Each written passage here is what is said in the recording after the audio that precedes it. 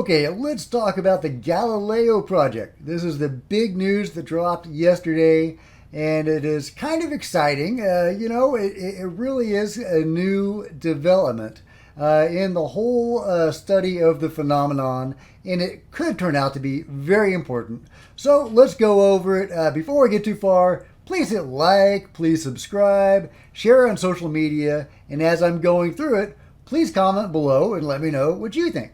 By the way, if my voice still sounds a little scratchy, it's because I have been seriously under the weather for the last week or so.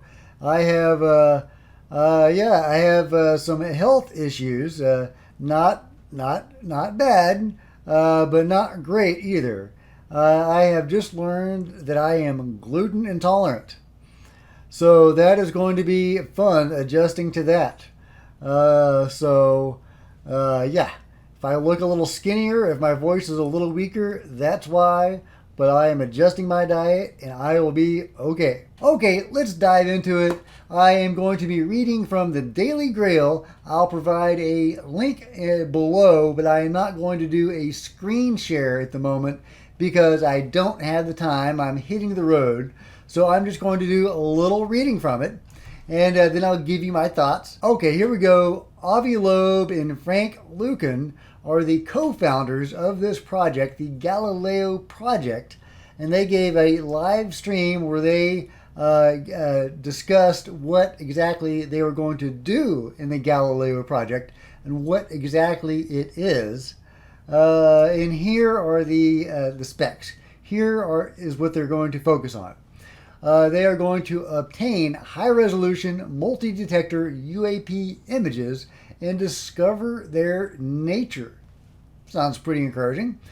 Search for an in-depth research on Oumuamua, I can't pronounce that, like interstellar objects. Search for potential extraterrestrial civilizations satellites. So if there were any satellites ringing Earth or somewhere in our solar system, they would look for those. Advocacy for complete transparency. Loeb and his colleagues vow their data and results will be widely available to the public, unlike, of course, E.T.s and, everybody else that has ever done it, generally from a government perspective. Classified data? No thanks. Like I said, it's all going to be public. Nothing is going to be classified. Stick to known physics. Here is the interesting part to me.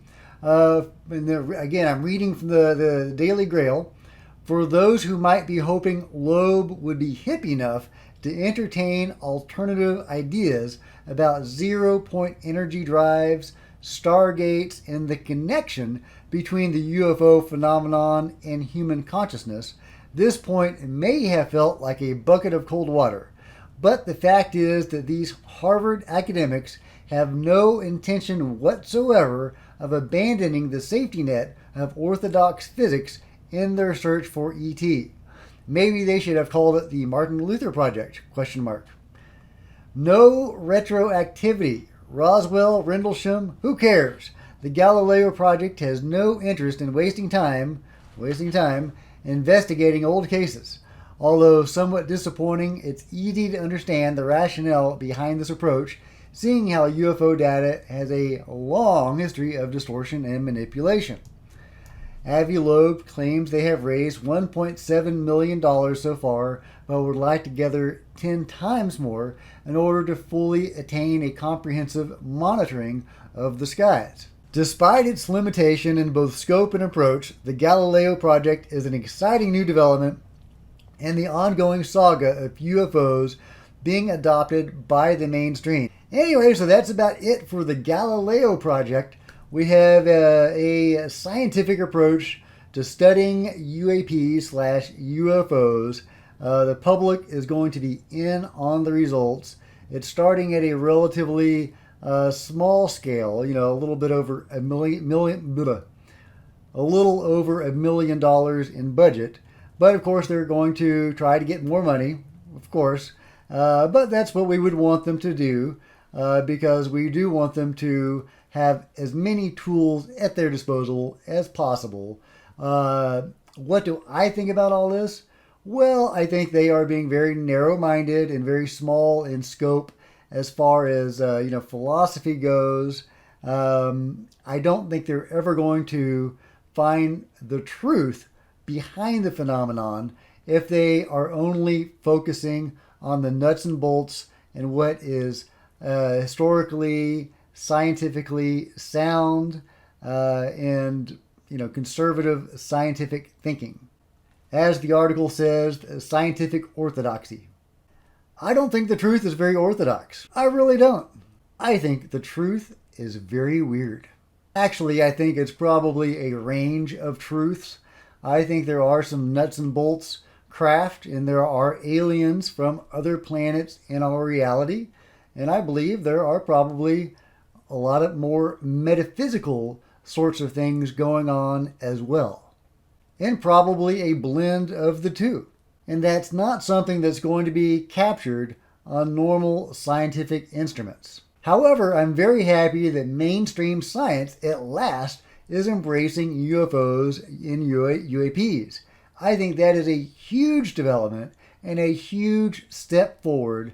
The mainstream is finally taking this issue seriously, and that is great. That is amazing. Hopefully, it will only be opening the door on a much wider doorway. This is the little crack in the door, and the door is swinging wide. At least that's my hope.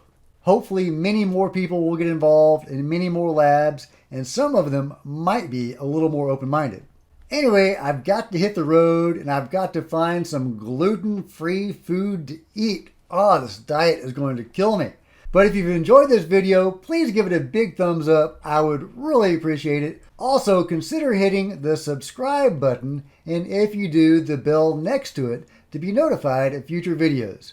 Please comment below. Let me know what you think.